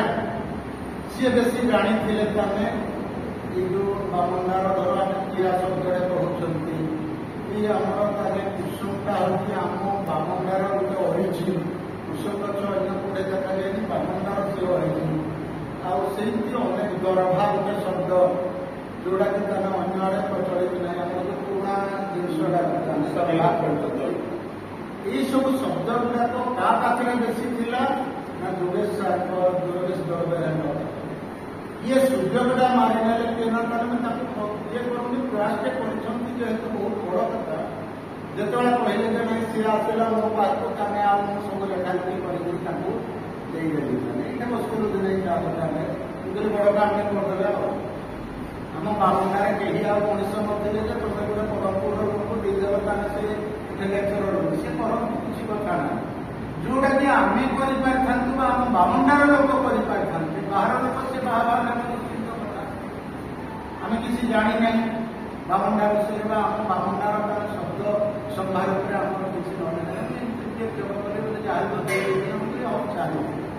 ତେଣୁ ଆମେ ଯଦି ଆମର ବର୍ତ୍ତମାନ ସୁଦ୍ଧା ବାମନାର ଗୋଟେ ଇତିହାସ ପ୍ରକାଶ ହେଇପାରିବ ବାଳକୃଷ୍ଣ କର ଲେଖିଛନ୍ତି ଗୋଟେ ପ୍ରତି କହିଲେ ଖୁବ୍ କମ୍ ଆମେ ମୁଁ ହୁଏତ ମାଙ୍କ ଆଶୀର୍ବାଦ ହଉ ବା ନ ହଉ ମୁଁ ପ୍ରୟାସ ବର୍ତ୍ତମାନ ସୁଦ୍ଧା ବି ଜାରି ରଖିଛି। ଆମର ଜ୍ଞାନ ସାରଥିରେ ବି କିଛି ନହେଲେ ବି 20-25ଟା ବର୍ତ୍ତମାନ ବାମୁଟା ନେଇ ଆଣିକି ବାହାରିଗଲା। ଦ୍ୱିତୀୟଟା ମୁଁ ଦେଖୁଛି ଯେ ଗୋଟେ ଟିମ୍ ସ୍ପିରିଟ୍ର କାମ। ଜଣେ ଐତିହାସିକ ବା ଜଣେ ଗବେଷକ ବାମନା ଇତିହାସ ଲେଖିବା ପାଇଁ ଯେହେତୁ ରେଫରେନ୍ସ କିଛି ନାହିଁ ଖାଲି ଶୁଣା କଥାରେ ଆମେ ଲେଖିବାକୁ ପଡ଼ିବ। ତଥାପି ଆମକୁ ସମସ୍ତେ ଯଦି ସହଯୋଗର ହାତ ବଢ଼େଇବା ନିଶ୍ଚିତ ଭାବରେ ବି ହଉ ଗୋଟେ ପୂର୍ଣ୍ଣାଙ୍ଗ ଇତିହାସରେ ବାମନଦାନ ତିଆରି ଆଉ ଗୋଟେ କଥା ହେଲା ବାସୁଦେବ ସୁଧରଦେବ ସଚିଦାନନ୍ଦ ତ୍ରିଭୁବନ ଦେବ ଜଳନ୍ଧର ଦେବ हरिहर महापात्र सुलोचना देवी बलभद्र देव ଏମାନଙ୍କର ଯୋଉ ସଂକଳନ ଗୁଡାକ ଅଛି ଅନ୍ତତଃପକ୍ଷେ ଆମ ଲାଇବ୍ରେରୀରେ ସ୍ଥାନିତ ହଉ ସେ ବହି ଗୁଡାକ। ପ୍ରଥମ କଥା ହେଲା ଆମକୁ ଏଇଟା କିଣିକିରି ଆଣିକି ପଢାକୁ ପଡିବ ଲାଇବ୍ରେରୀରେ ଆମର ରହୁ ସେ ବହି ଗୁଡାକ ଯାହାଦ୍ୱାରା ଆମେ ସମୀକ୍ଷା କରିବା ଲାଗି ସୁବିଧା ପରବର୍ତ୍ତୀ ପିଢି ଗବେଷଣା କରିବା। ବର୍ତ୍ତମାନ ଓଡ଼ିଆ ଭାଷା ଭାଷା ବଞ୍ଚିଲେ ଜାତି ବଞ୍ଚିବ। ଆପଣମାନେ ସମସ୍ତେ এই ସ୍ଲୋଗାନଟା ଦେଖୁଛନ୍ତି ଯେ ଭାଷାଟା ବଞ୍ଚିଲେ ଜାତି ବଞ୍ଚିବ। ଜାତି କହିଲେ ଓଡ଼ିଆ ଜାତି। ଯଦି ଆମେ ଓଡ଼ିଆ କହିବା ନାହିଁ, ଆମ ଓଡ଼ିଆ ଭାଷାଟା ବିଲୁପ୍ତ ହେଇଯିବ, ଆମକୁ ଲୋକେ କ'ଣ କହିବେ? କ'ଣ ଓଡ଼ିଆ କହିବେ? ଆଉ ଓଡ଼ିଆ କହିବେ କି? ଆମେ ଓଡ଼ିଆ ଭାଷାରେ ଯଦି କେହି କଥା ହେଲେ ନାହିଁ, ଓଡ଼ିଆ ଭାଷା ଲୁପ୍ତ ହେଇଗଲା, ତାହେଲେ ଆମ ଜାତି ଗଲା। ଭାଷା ବଞ୍ଚିଲେ ଯାଇ ଜାତି ବଞ୍ଚିବ। ଆଉ ଏ ଭାଷା ହେଉଛି ଆମ ସଂସ୍କୃତିର ବାହକ। ଆମ ଯେଉଁ ଐତିହ୍ୟ ସଂସ୍କୃତି ରହିଛି, ଇଏ ହେଲା ତାମାନେ ସଂସ୍କୃତିର ବାହକ। ଭାଷା ତିଷ୍ଠିଲେ ସଂସ୍କୃତି ତିଷ୍ଠି ରହିବ। ଭାଷା ନ ରହିଲେ ଆମ ସଂସ୍କୃତି ମଧ୍ୟ, ଓଡ଼ିଶାର ଯେଉଁ ସଂସ୍କୃତି ଅଛି ସେ ଲୋପ ପାଇବ। ସେଥିପାଇଁ ଆମକୁ ପଢ଼ିବାକୁ ପଡ଼ିବ। ଆମର ଭାଷାନୁରାଗ, ସାହିତ୍ୟ ସୃଷ୍ଟି ନହେଲେ ମଧ୍ୟ ଭାଷା ବଞ୍ଚିବ। ସାହିତ୍ୟ ବହୁତ ସୃଷ୍ଟି ହେଲାଣି, ଭାଷା ବଞ୍ଚିବା ପାଇଁ ହେଲେ ଆମେ ଓଡ଼ିଆ ଭାଷାରେ କହିବା ଦରକାର। ସହରାଞ୍ଚଳରେ ଭାଷା ବିଲୁପ୍ତ ହେଲାଣି, କେବଳ ବଞ୍ଚି ରହିଛି ଗ୍ରାମାଞ୍ଚଳ ହିଁ ତାକୁ ବଞ୍ଚେଇବ। ଗ୍ରାମାଞ୍ଚଳରେ ଆମେ ଓଡ଼ିଆ ଭାଷାଟି ସମସ୍ତେ କହୁଛୁ। ସହରରେ ଯଦି ଦେଖିଲେ ଅଣଓଡ଼ିଆ ଲୋକ ବେଶୀ, ଆମେ ତାଙ୍କ ସହିତ ସାମିଲ ହେଇଯାଉଛୁ। ତିନିଟା କଥା, ଭାଷାନୁରାଗ, ଭାଷାନୁବାଦ୍ୟ ଆଉ ଭାଷା ସ୍ୱାଧୀନ। এই তিনিটা যদি ଆମ ପାଖରେ ରହିବ, ଭାଷା ଅନୁରାଗ ରହିବ, ଭାଷା ସ୍ୱାଭିମାନ ରହିବ, ଭାଷା ପ୍ରତି ଆମେ ଅନୁଗତ୍ୟ ଯଦି ହେବା, ଭାଷା ପ୍ରତି ଯଦି ଆମର ମମତା ରହିବ, ତାହେଲେ ନିଶ୍ଚିନ୍ତ ମୁଁ କହିବି ଏ ଓଡ଼ିଆ ଭାଷା ବଞ୍ଚିବ। ଯେତେବେଳେ ଇସ୍ରାଏଲରେ ହିବ୍ରୁ ଭାଷା ପୁରା ବିଲୁପ୍ତ, ସେ ଜାତି ତାଙ୍କ ସ୍ୱାଭିମାନ ବଳରେ ମଶାଣୀରୁ ସେ ଭାଷାକୁ ଉଠି ଆଣୁଛନ୍ତି। ହିବ୍ରୁ ଭାଷା ମଶାଣୀକୁ ଯାଇ ସାରିଥିଲା, ମଶାଣୀରୁ ଉଠେଇ ଆଣି ଆଜି ହିବ୍ରୁ ଭାଷା ଇସ୍ରାଏଲର ରାଷ୍ଟ୍ର। ସେଭଳି ଆମେ ଆଜି ପବିତ୍ର ଦିନରେ ଯେହେତୁ ଆମ ଓଡ଼ିଆ ଭାଷା ସାହିତ୍ୟର ଇଏ ଗାୟକ, ତାଙ୍କୁ ଆଜି ତାଙ୍କର ଜନ୍ମତିଥିରେ ଆମେ ନୀତି ପ୍ରତିଜ୍ଞା କରିବା କଥା ଯେ ଓଡ଼ିଆ ଭାଷାକୁ ଆମେ ମରଣ ମୁହଁକୁ ହେଲେ ମଧ୍ୟ ବଞ୍ଚେଇ ରଖିବା। ଏ ଭାଷା ବଞ୍ଚିବ, ଏ ଜାତି ବଞ୍ଚିବ ଏବଂ ଆମର ଏ ଅନୁଷ୍ଠାନ ବଞ୍ଚି ରହିବ ଏବଂ ସାହିତ୍ୟ ରହିବ। ଏଥିପାଇଁ ମୁଁ ବକ୍ତବ୍ୟ ଶେଷ କରୁଛି। ଆଜି ପଡ଼ିଥିଲେ ବାମଣ୍ଡା ଭୋଗରେ ଜନ୍ମିছিল ଶୁଭ ଭାବେ, ହସୁଥିଲେ ରବି ହସୁଥିଲା ଧରା, ପ୍ରକୃତିର ରୂପରେ ଥିଲା ସେଦିନ ବାମଣ୍ଡା ରାଇଜ, ଥିଲା ଏ ରାଜ୍ୟ ବାକି ହରି ଧ୍ୱନି ହରି ପ୍ରଭୁ ଧ୍ୱନି କରିଥିଲା ପରି ପାଖି, ଝର ଝର ଝର ସରସ୍ୱତୀର ଧାର, ଗୁରୁ ନାଦ କରି ପ୍ରଧାନ ପାଠକୁ ଧରି ଆସୁଥିଲା ବାମଣ୍ଡା ମହିମା ସ୍ମରି। ଜନ୍ମିଥିଲା ବୋଲେ ସେହି ଶୁଭ କାଳେ ନିଜ ପ୍ରତିଭା ବଳରେ କେତେ କେତେ ଦଶ ପୂର୍ଣ୍ଣ ହରଜିଲ ବାମଣ୍ଡାରେ ଉତ୍ସବରେ। ଏହି ବାସୁଦେବ ରାଜା ହରି ପାଳିଲ ପ୍ରଜାମାନଙ୍କୁ, ଜନ ହିତଙ୍କର କାର୍ଯ୍ୟ କରିଗଲ ଦେଖାଇଲ ଜଗତକୁ। ବିରୋଧବା କାର୍ଯ୍ୟ ସଂସ୍କାର ବୋଧୋଦୟ, ବାମଣ୍ଡା ସାହିତ୍ୟର ଧାରା ହୋଇଥିଲା ହୃଦୟ। ସେହି ଧାରା ଆଜି ମହାପ୍ରଭୁ ସାରି ଜଳ ପରିଚୟ ଆମେ ଯୁଗ ଅତିକାନ୍ତ ଭାବ। ତୁମର ଜନ୍ମୀ ପବିତ୍ର ବାସରେ ସଦା ଶିବନନ୍ଦ ରସି, ପାଳନ କରୁଛୁ ଜୟନ୍ତୀ ଆସନ ଜ୍ଞାନ ହେ ସର୍ବବାସୀ। ଯେତେ ସୁଶାସକ ଯେତେ ସୁଲେଖକ, ପୁଣି କବି ଆଳଙ୍କାରିକ, ଯାହା କରିଗଲ ସବୁ ଛାଡ଼ିଗଲ, ଭୋଗ କଲି ଦେଶ ଯାକ। ତୁମେ ଚାଲିଗଲ ସିନା ତୁମର ମହିମା ଗାଉଛି ଗରିମା ସକନ୍ୟା, ଗରିମା ସକନ୍ୟା। কবিতার শীর্ষক রাজাসার বাসুদেব সুধর্ণ। উৎকল সরসে ফুটিলে নব কমল শিরি, পুষ্কর কেশর সংযুক্ত বাসুদেব বিহারী। দুঃখ যুক্ত হয়ে ভ্রমিলে ভ্রমি কূল গড়িয়ে, মধু পুষ্পরাগ চুমিলে মুহে করিকি লয়ে। অক্ষজ বামণ্ডা জিরারু এবে কাঢ়িণ শিরা, কীর্তিমান দোষ রখিলে প্রসারান্তে ধরা গঙ্গবংশী রূপ সাহসী বীর হেচুরামণি এসভ্য সমাজে তরিল কেতে কেতে নিঘাণী তুমর সুখ্যাতি সংস্কৃতি কলা স্থাপত্য ঘেনি আজি গর্ব করে বামুন্ডা তুম স্বীকৃতি মানি অলঙ্কার বোধ দৈব চিত্র কলায় বেনি কাব্য সৃষ্টি করি অর্পিল বামন্ডা নিশামণি তহু উপহার ভেটিল কিস্কিন জাতির বামা মাতৃ করে শিশু দেখন্তি জন মামু কাଳିমା বুধ হংসকেরি সরসে এই গড় বামন্ডা কেসিআই উপাধি পাই উড়াও ঝଣ୍ଡା কবি লেখকଙ୍କୁ মণ্ডিত କରି ବିଦୁଷ ଜଣେ ଉପାଧି ଭୂଷଣେ ଭୂଷିତ କଲ ବାମଣ୍ଡା ସ୍ଥାନେ ବିହାରରେ ପଶୁ ଶିକାର ଯେହେତୁ ଭୋଜର ତଳପେ ଅଛି ବ୍ୟଞ୍ଜନବର ପ୍ରସାଦ ମନ୍ଦିର ଗଳମ ଶୈଳ ଶିଖରେ ସ୍ଥିତି କଳା ଜିରାନାଳ ବାନ୍ଧିନ ଚାଷୀ କର ନିଯୁକ୍ତି କେନାଲ ଖୋଳାଇ ଯତ୍ନେ କଲେ ଜଳ ଯୋଗାଣ ଧାନ୍ୟ କେତେ ହସୁ ଖାଏ ସେ ଧାତ୍ରୀ ବାମଣ୍ଡା ଜାଣ ଚାଷୀ କୂଳେ ଭରି ଦେ ରହେ ଯନ୍ତ୍ରପାତି ଅପାର ଫଳମୂଳ ବିଜେ ତଣ୍ଡୁଳେ ଭରି ଯାଏ ଅମାର ডাক যোগাযোগ সহিতে টেলিফোন ব্যবস্থা পথ প্রান্ত সীমা বহুল প্রজ্ঞাকার সবিতা চিনি কল মুদ্রা যন্ত্র যে ছাপা খানায় পুরি স্বাস্থ্য কেন্দ্র বিদ্যালয় যে জনহিতকারী দ্বিতীয় বিদ্যুৎ উৎপন্ন কল করণ কটে সমগ্র ভারতবর্ষরে তুম নাম প্রকটে ওড়িশার সরস কলা মেঘ কোলে কাଳିমା বিদ্যুৎ প্রভা চপলা ସେଥିପ୍ରତି ଦୃଢ଼ ପ୍ରଗତି ଘେନି ବିସ୍ତାରେ ଖେଳା ନିଶା ମୁଖେ ନିଶା ମୁଣିଏ ଚିହ୍ନେ ମୁହେ ଅମରେ ବାମଣ୍ଡାର ଶଶୀ ମୁଇଲ ଏହି ଦେବଗଡ଼ରେ ଦେବାଦୀ ପୁରୁଷ ବସନ ଏହି ଦେବଭୂମିରେ ଜ୍ଞାନ ଲୋକ କରି ଦେଇଛ ଜ୍ଞାନୀ ଦିବ୍ୟ ଚକ୍ଷୁରେ ଜ୍ଞାନ ଲୋକ କରି ଦେଇଛ ଜ୍ଞାନୀ ଦିବ୍ୟ ନମସ୍କାର ମୋର କବିତା ଶୀର୍ଷକ ସାବଧାନ ତମକୁ କହୁଛି ଡେପୁଟି କବିତା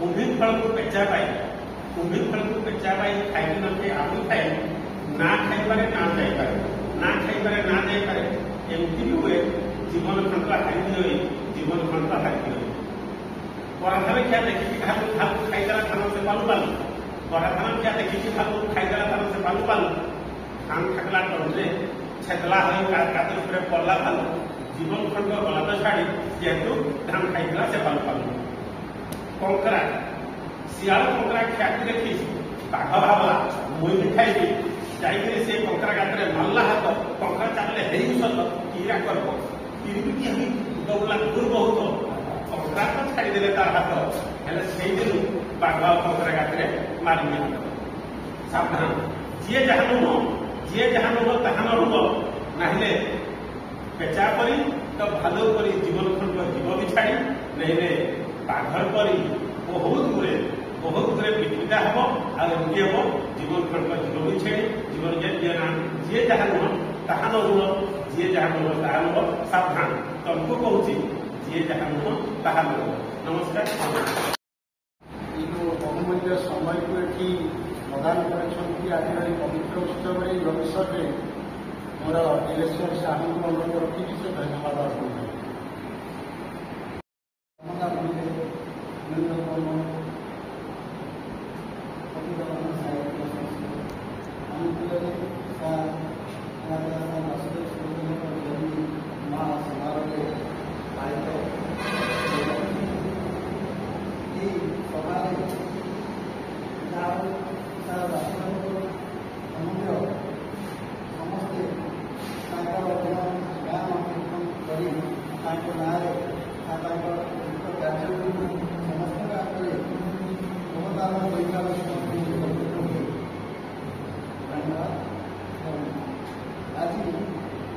ସଭାକୁ ସାଫଲ୍ୟ ମଣ୍ଡିତ କରିଥିଲେ ଆମର ଏହି ସଭାର ସମ୍ମୁଖରେ ଉପସ୍ଥିତ ଥିବା ଶ୍ରୋତା ବା ସାହିତ୍ୟ କର୍ମୀ ସାର୍ ବାବୁଙ୍କର ଶବ୍ଦ ଅନୁଷ୍ଠାନ ଦାୟିତ୍ୱରେ ସ୍ଥାପନ କରୁଛନ୍ତି ନମସ୍କାର। ପରେ ଆମର ମଞ୍ଚାସନ ଥିବା ସମସ୍ତ ଅତିଥିବୃନ୍ଦ ଏହି ବାସ୍ତବିକର ପୁରାତନ ଜୟନ୍ତୀ ସମ୍ବନ୍ଧରେ ତାଙ୍କର ଯେଉଁ ବକ୍ତବ୍ୟ ରଖିଥିଲେ ତାହା ହୃଦୟସ୍ପର୍ଶୀ ଏବଂ ଆମ ମନକୁ ଘେରିଛି ଏବଂ ତାଙ୍କର ଯେଉଁ ନୀତିବାଣୀ ବା ଯେଉଁ ଉପଦେଶ ଦେଇଛନ୍ତି ତାହା ଆମେ ମାନିବା। ଆଜିର ଏହି ସଭାରେ ଆମର ଏହି ସଭାପତି ଯେଉଁ ତାଙ୍କର କବିତା ଗାନ କରିଥିଲେ ତାଙ୍କୁ ଅଶେଷ ଅଶେଷ ଧନ୍ୟବାଦ, ଯାହାକି ଆମ ପାଇଁ ଧନ୍ୟବାଦ। ମୋତେ ଆପଣ ଏଠି ଆଉ ଯେଉଁ ମୁଖ୍ୟ ବକ୍ତା ବା ଅଛନ୍ତି ଶଶିଭୂଷଣ ପ୍ରଧାନ, ସେ ମଧ୍ୟ ତାଙ୍କର କବିତା ପାଠ କରି ସମସ୍ତଙ୍କୁ ପ୍ରତ୍ୟକ୍ଷ କରିଥିଲେ, ତାଙ୍କୁ ମଧ୍ୟ ଅଶେଷ ଧନ୍ୟବାଦ। ସହିତ ଆମର ସଂସଦର ସ୍ଥାୟୀ ସଭାପତି ନାୟକ ମଧ୍ୟ ଅଶେଷ ଧନ୍ୟବାଦ। ଆଜିର ଏହି ସଭା ସେ ସମସ୍ତଙ୍କୁ ଆଗ ସୂଚନା ଦେଇ କହିଥିବାରୁ ତାଙ୍କୁ ମଧ୍ୟ ଧନ୍ୟବାଦ। ତାପରେ ସମ୍ପାଦକ ମହୋଦୟ ଅଛନ୍ତି, ତାଙ୍କର ବଡ଼ କର୍ମୀ ମଧ୍ୟ ଆଜି ସମସ୍ତଙ୍କୁ ଏକତ୍ରିତ କରି ଏହି ସଭାରେ ଉପସ୍ଥିତ କରିଥାନ୍ତି, ତାଙ୍କୁ ମଧ୍ୟ ଅଶେଷ ଅଶେଷ ଧନ୍ୟବାଦ। ଶେଷରେ ସମସ୍ତଙ୍କୁ ଧନ୍ୟବାଦ ଦେଉଛି, ଯେହେତୁ ଏମିତି ସଭା ଯାଇଥାଉ ଏବଂ ସମସ୍ତଙ୍କୁ ଆଲୋକିତ କରୁଛି, ସମସ୍ତଙ୍କୁ ସମାଜ ସେବୀ ଅଛନ୍ତି ଆଉ ଧନ୍ୟବାଦ ଦେଉଛି। ମାନଙ୍କୁ ପୁରାପୁରି ରନ୍ଧା ଦେଇପାରୁନାହିଁ, ତଥାପି ପାରୁ ପର୍ଯ୍ୟନ୍ତ